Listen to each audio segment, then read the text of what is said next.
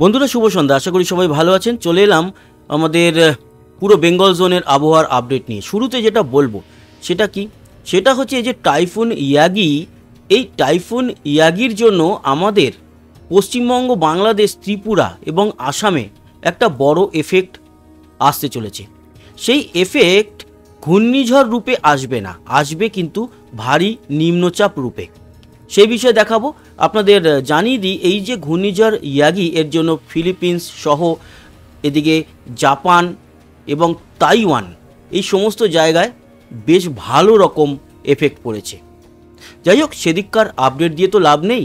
এই ইয়াগি নামক টাইফুন বা ঘূর্ণিঝড়টি আমাদের বেঙ্গলের দিকে এলে কীরকম পরিস্থিতি হবে সেই বিষয় নিয়ে আলোচনা করব। তবে হ্যাঁ, আবারও বলছি, ইয়াগি নামে যে টাইফুন, সেটি কিন্তু টাইফুন রূপে আমাদের বেঙ্গলের কাছে আসবে না। আমি দেখাই, মায়ানমারের কাছ অবধি সে আসবে। আজকে হচ্ছে গিয়ে 4 তারিখ, আমরা যদি সরাসরি 7 তারিখে চলে যাই তাহলে কি দেখতে পাচ্ছি, নিম্নচাপ হয়ে যাচ্ছে 7 তারিখে। এরপর 8 তারিখ সেটি মায়ানমারের মধ্যে দিয়ে প্রবেশ করবে। আর ঠিক এই সময়টায় দেখুন আমাদের বঙ্গোপসাগরেও একখানা নিম্নচাপ তৈরি হবে।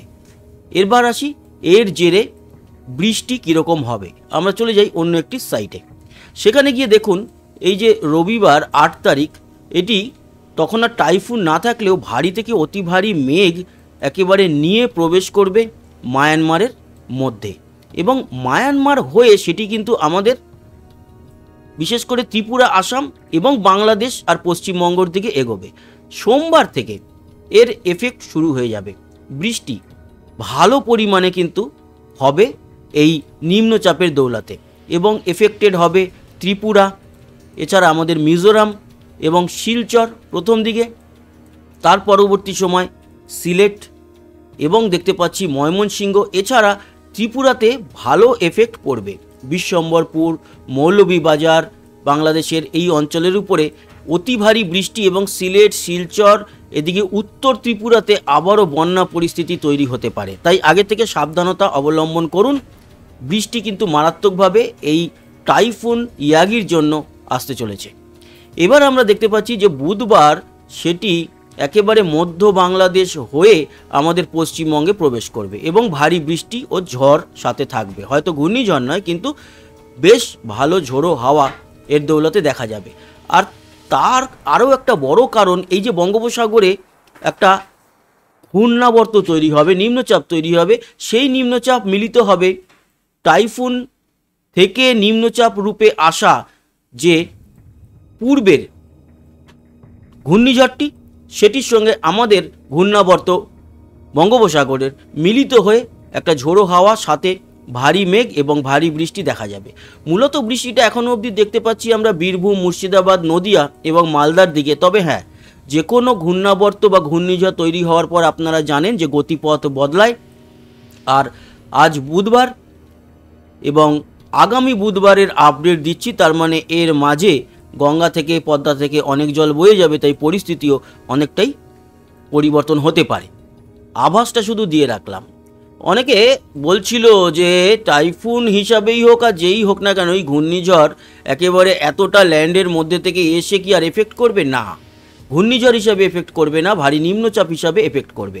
দেখুন, ল্যান্ডের মধ্যে থেকে তো গেল আমাদের গত একটি নিম্নচাপ, এবং সেটি মধ্য ভারত হয়ে একেবারে গুজরাট হয়ে বেরিয়ে আরব সাগরে পড়ার পর ঘূর্ণিঝড় আসনা তৈরি হলো।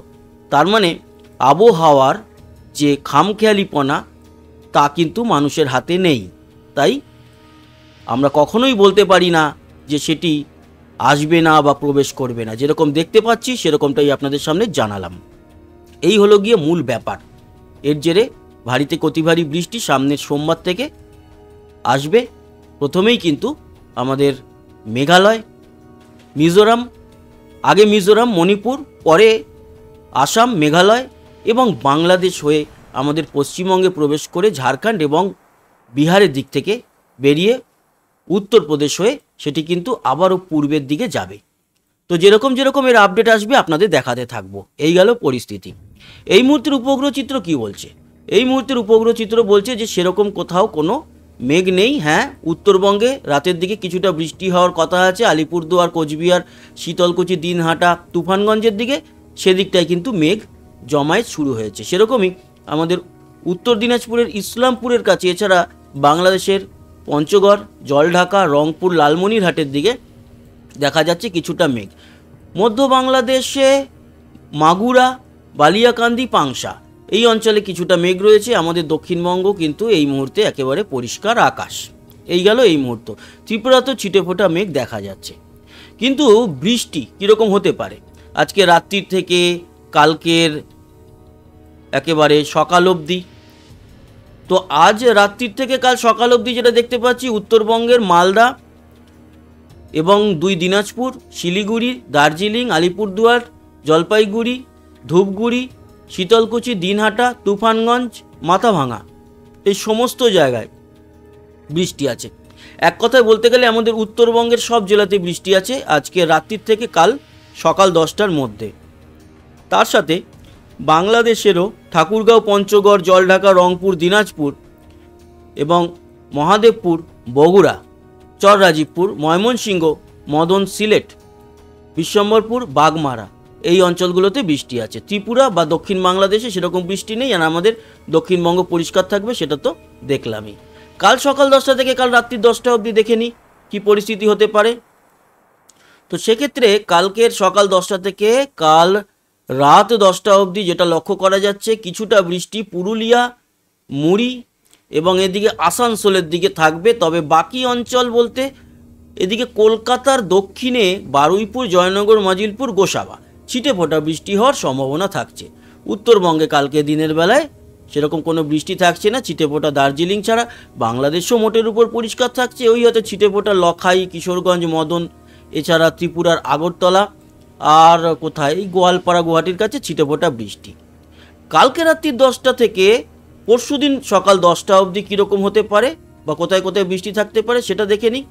দক্ষিণবঙ্গে মুর্শিদাবাদ, বীরভূমে ছিটেফোঁটা বৃষ্টি, মালদা, দক্ষিণ ও উত্তর দিনাজপুর, শিলিগুড়ি, জলপাইগুড়ি, ধূপগুড়ি এই হচ্ছে জায়গাগুলোতে কিছুটা বৃষ্টি হবে। এছাড়া ঠাকুরগাঁও, পঞ্চগড় আর রংপুরের দিকে খানিকটা বৃষ্টি দেখা গেল। এই হচ্ছে পরিস্থিতি। খুব ভারী বা অতি ভারী বৃষ্টি নয়, উত্তরবঙ্গে তাও বেটার বৃষ্টি, দক্ষিণে আপাতত সেরকম কোনো বৃষ্টি আমরা লক্ষ্য করতে পারছি না।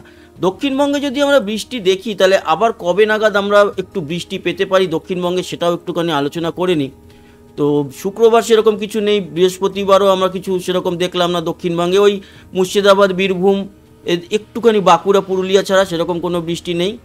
আর ছিটেফোঁটা যেটা বললাম ওই জয়নগর, মজিলপুর বা বারুইপুর, কেয়াতলা এদিকে উত্তরবঙ্গে থাকছে বৃষ্টি, উত্তর বাংলাদেশেও থাকছে।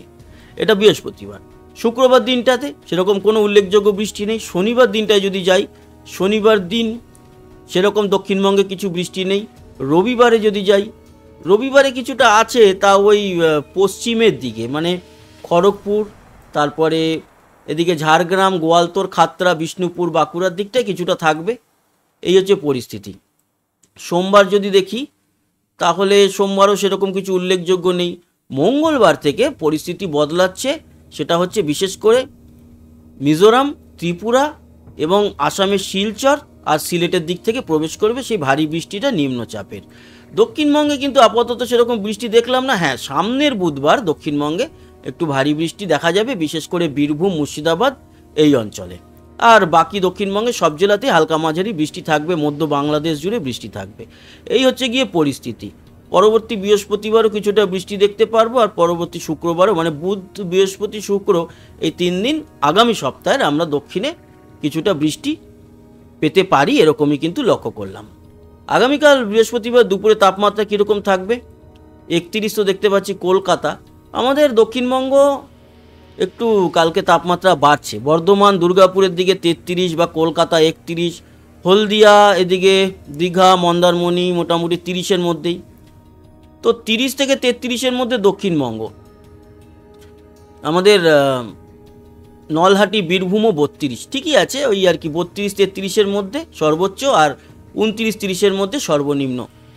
এবং আমরা যদি উত্তরের দিকে যাই, মালদা, 2 দিনাজপুর 30-31, শিলিগুড়িও 30, এদিকে জলপাইগুড়ি থেকে শুরু করে কোচবিহার, আলিপুরদুয়ার সব 30, মাথাভাঙা, তুফানগঞ্জ সব 30। কার্শিয়াং দার্জিলিং লাভা 22-23-এর মধ্যে, বাংলাদেশের উত্তরে 30-31, মধ্য বাংলাদেশ ঢাকা 32, সিলেট 32, খুলনা বরিশাল 30, রাজশাহী মেহেরপুর 32-33, কুমিল্লা 32, চিটাগাং মহেশখালীর দিকে 28-30-এর মধ্যে, ত্রিপুরা থাকবে 32-এর মতো, শিলচর 33 এবং আসামের গোয়ালপাড়া গুয়াহাটি তেজপুর সবই 30-31-এর মধ্যেই থাকছে, ডিব্রুগড়ও 31, নওগাঁও 31। তো বন্ধুরা এই ছিল গুরুত্বপূর্ণ আপডেট, আশা করি কাজে লেগেছে। সঙ্গে থাকবেন, সাবস্ক্রাইব করে লাইক শেয়ার করবেন, কমেন্ট বক্সে আপনার গুরুত্বপূর্ণ মতামত জানাবেন। আসি আবার দেখা হবে, সবাই ভালো থাকবেন, সুস্থ থাকবেন, টাটা।